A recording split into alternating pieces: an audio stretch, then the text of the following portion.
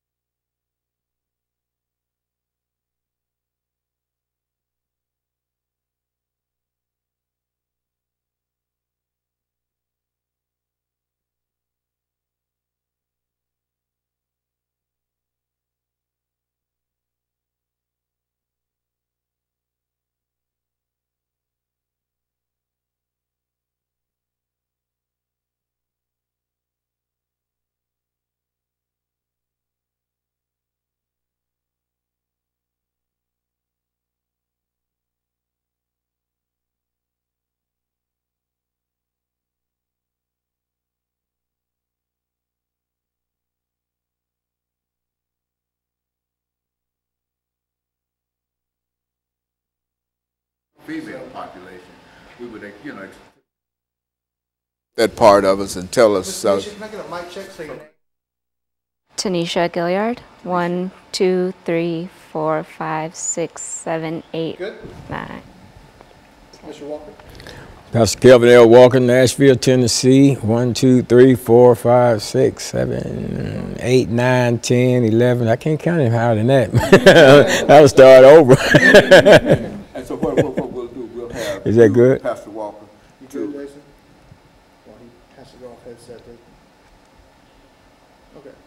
Yeah. Well, we'll have you Make sure this to introduce us to, you know, make some statements about Ms. Gilliard, Okay. you know, Tanisha Gilliard, you see, and have her to talk about herself. Okay. But for the most part, you know, after we introduce the show, we'll have you to give us some information about your background, education, and experiences, and then you tell us how you came to know Ms. Gilliard, you know, and then that'll give her an opportunity to talk about herself, and then by that time we should be out of this first 6-minute segment.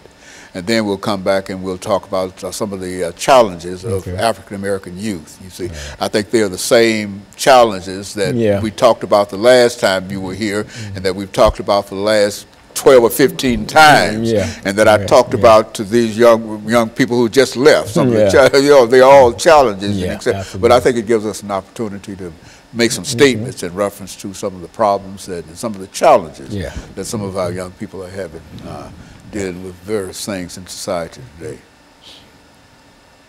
Now I know you're working with Gideon's Army. Is there any other organizations that you're working with as well? I'm also with the Justice for Jefferson Street. Right, okay. And Black Lives Matter Nashville. Okay, and what else? Yeah. I know you're out there, wasn't you? Yep, a little bit of everything. Now, Ms. Gilliard, try not to move that chair. Yeah, you I'm you sorry. got to stay here a because nervous habit. No, the cameras will follow the chair, the movement, okay.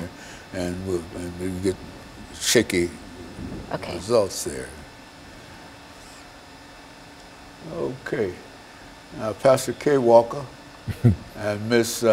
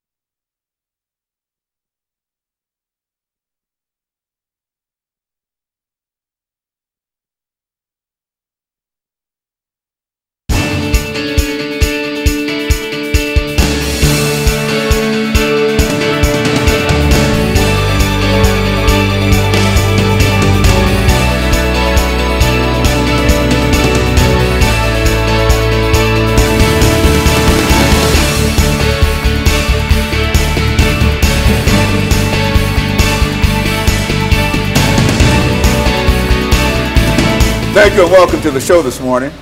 The topic this morning is challenges of African American youth, and we're fortunate to have with us to talk about some of the challenges faced by the young African American youth, male and female, Pastor K. Walker.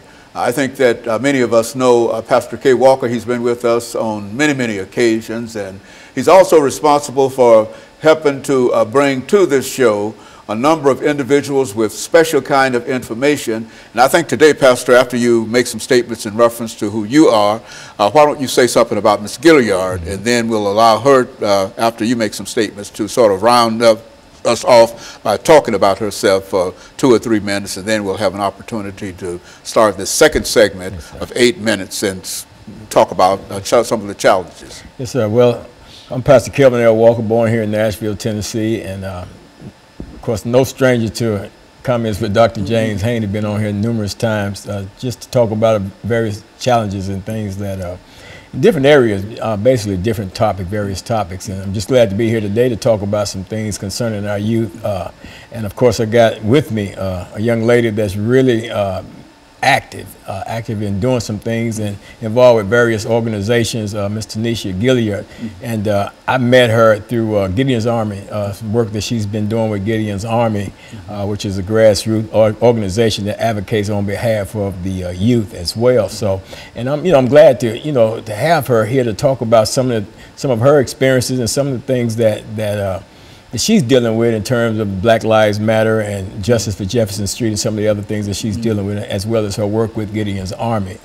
As again, I say I'm no stranger to your show, Dr. Haney, and I'm glad to be here, and I just really want to hear from her because I know she's got a wealth of information that she can share with us. Very good. Ms. Gilliard, why don't you give us some information about your background, your education, and some of the experiences. I think we've got about 4 minutes before this segment ends for today, and so take as much of that time as you would like to talk about your background, to give us sort of an overview in terms of who you are and how you became involved with what you're doing and some of the programs that you're working with from that perspective. Okay. First, I want to say thank you very much for the invitation to speak on your show this morning or afternoon. My name is Tanisha Gilliard. I was born in Oceanside, California, which is in San Diego County. I got my bachelor's in cellular and molecular biology from LSU in Shreveport, Louisiana, and I am here pursuing my PhD in biomedical research. I got involved with activism, community advocacy things when I moved here to Nashville, maybe a few months after I met Rashida Fatuga with Gideon's Army. Like Pastor Walker was saying, it's a grassroots army for children where we really focus on identifying and attacking the root causes of the school to prison pipeline through restorative justice practices, both in the schools, in the communities, and in the juvenile court system. I'm involved in a lot of other community organizations like Pastor Walker alluded to, really fighting the different ways that Black youth, Black adults, our community is affected. You know, Pastor Walker, I think we've talked about this topic on many occasions, and I think that she introduced another thing that is quite popular now and or quite infamous as far as some people are concerned, Black Lives Matter, you see, and I think that it's within that framework that we want to try to give out as much information as we possibly can today. Absolutely. In terms of what our young people must do and some of the challenges that are facing many of them and how they might be able to overcome some of these challenges. Absolutely. But first, let me tag in behind what Tanisha was saying. You take a young woman that's actively pursuing her educational degrees and the like, but at the same time is taking time to deal with issues. Because I noticed when she said concerning her degrees, her field of study doesn't seem to go lend itself with what she's actively pursuing in terms of working with Black Lives Matter and Justice for Jefferson Street. Not directly, anyway. Okay, but not directly, but you know, it's kind of tied in a sense. But you know, the thing is, what's impressive to me is that the point I'm making here is that it's her focus is not exclusively on just getting the degrees, but at the same time, while en route to the degrees, being able to advocate on behalf of others and work on behalf of others and making a difference in the lives of others. And that's, you know, that's what's impressive to me, because a lot of people, they get single-sighted and that's all they're looking at. And regardless of all the things that's going on around them, they still don't veer off into it and do anything about it. So I'm impressed by that. What she's doing in her activism. Her whole idea of social consciousness, I think, is one of the things that sort of brings us to her in a real sense. And so what we'll do, we'll take this first commercial break, and we'll be back with our audience following this very, very short commercial break.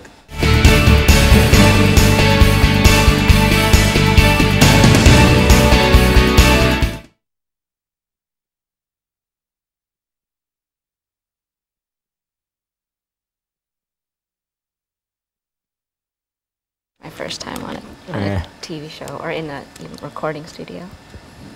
And so let's start off what you're doing, what you want to do, and all this with the second segment, Ms. Gilliard, by giving you an opportunity to talk about some of the programs that you're involved in. I think you mentioned the fact of Gideon's Army, as well as Black Lives Matter and et cetera.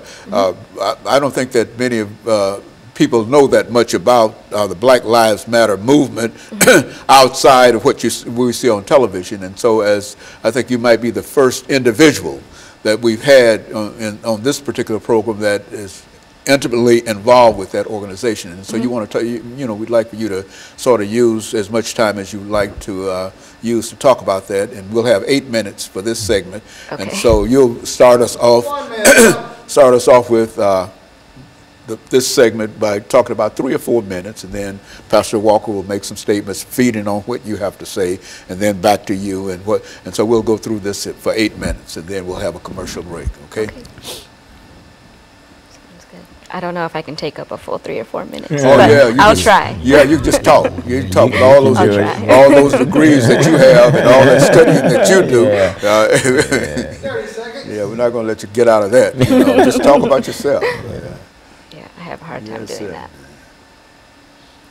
Way from California.